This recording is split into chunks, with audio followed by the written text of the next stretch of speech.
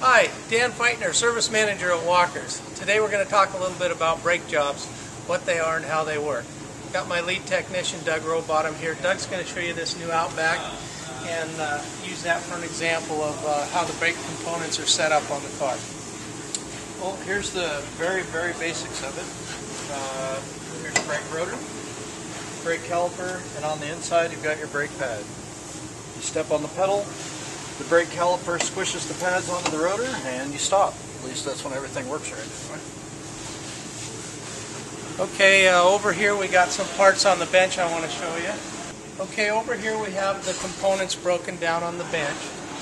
Here's a bad brake rotor, a brake rotor that has had metal contact and it's not a smooth surface.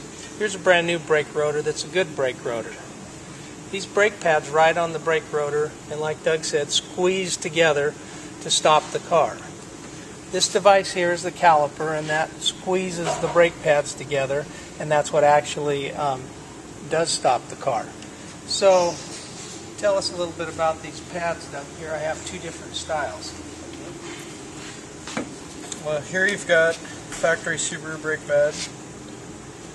Here you've got a nice aftermarket brake pad. What's the difference?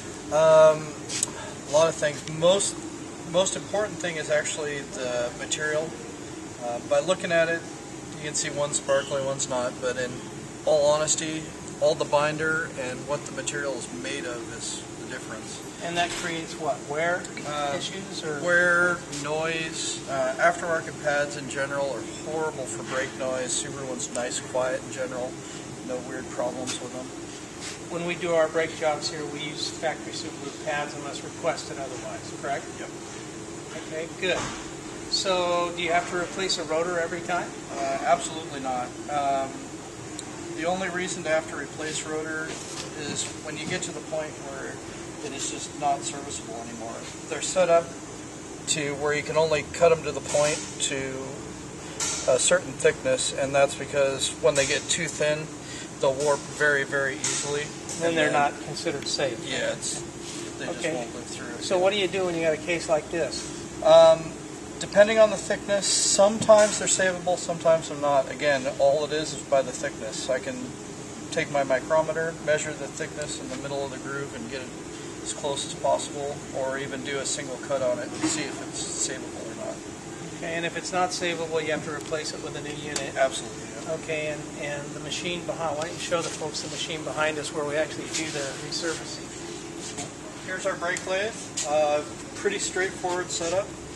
Rotor mounts on here with a different assortment of stuff and self-centers it up. You just bring it in, do a nice easy cut, and then it comes out and does a really slow, smooth cut all the way through. Scuff down the rough edges, and it gives you nearly a perfect new rotor factory finish. Okay, so our brake job here consists of